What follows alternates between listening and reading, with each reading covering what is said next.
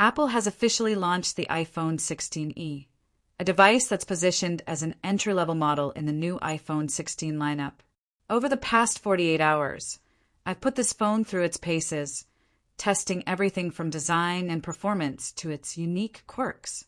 If you're considering upgrading, switching from Android, or simply looking for an affordable iPhone experience, here's everything you need to know. Design and build. A familiar face with small tweaks. At first glance, the iPhone 16e looks like a blend of previous iPhone generations. It closely resembles the iPhone 14 and even retains some features from the iPhone 13. The frame is aluminum, keeping the phone lightweight, and it fits comfortably in hand.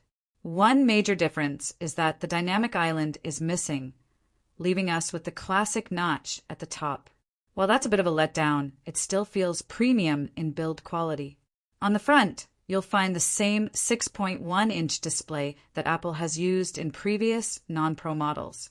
It's still 60 Hz, which is a bit outdated in 2024, but the 1200 nit peak brightness means it's usable even in bright outdoor conditions.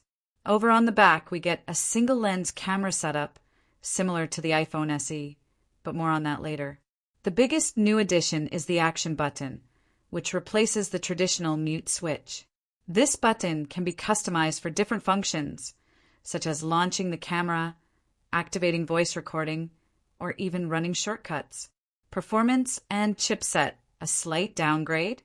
Under the hood, the iPhone 16e is powered by the A18 Bionic chip, but it's not the same one found in the iPhone 16 or 16 Pro models.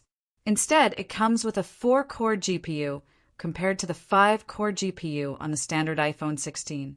This makes a slight difference in graphics performance, but during my usage, I didn't notice any slowdowns. Apps opened quickly, gaming performance was solid, and multitasking felt smooth, thanks to 8 GB of RAM. When testing benchmarks, the CPU scores were nearly identical to the iPhone 16.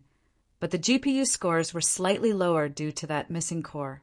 However, real-world performance remained excellent, with no significant lag. Camera. Can a single lens compete? One of the most controversial aspects of the iPhone 16e is its single 12MP rear camera. Unlike the dual camera setup on the iPhone 16, this phone relies entirely on one lens. Despite that limitation, the image quality is surprisingly good, especially in well-lit conditions.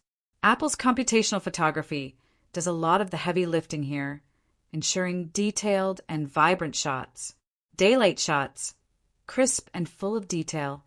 Low-light shots, decent, but night mode is noticeably weaker compared to Pro models. Portrait mode still works well, but relies entirely on AI since there's no second lens. Video. 4K at 60 frames per second looks great, and Apple's cinematic stabilization is a huge plus. Battery life and charging. No MagSafe? Apple has opted to remove MagSafe from the iPhone 16e, which is a bit disappointing. Instead, it uses Qi wireless charging at 7.5 W, which is slower compared to the MagSafe-supported iPhones. On the plus side, it has a USB-C port, making charging more universal. The battery life is quite solid, lasting about a full day with moderate usage. It supports 27W fast charging, which can get you to 50% in around 30 minutes. However, power users may find themselves reaching for the charger by evening. Software and Apple Intelligence features. The iPhone 16e runs iOS 18, which introduces Apple's new AI-driven features called Apple Intelligence. While the Pro models get the full experience, the 16e still benefits from Smart Siri enhancements, AI-powered photo editing, visual lookup improvements, new customization options in iOS 18. One standout feature is the Action button integration with Apple Intelligence, allowing for quick AI-driven responses or app launches. Who is the iPhone 16e for?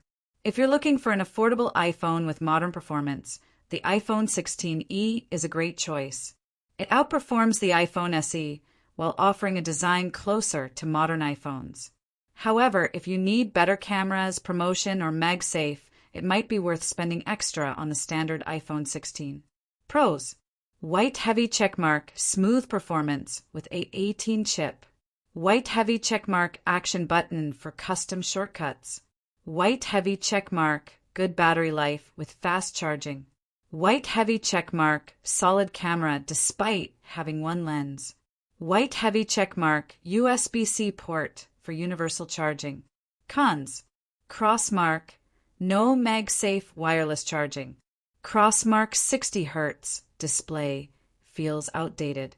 Crossmark single camera limits, portrait mode, and zoom. Final thoughts.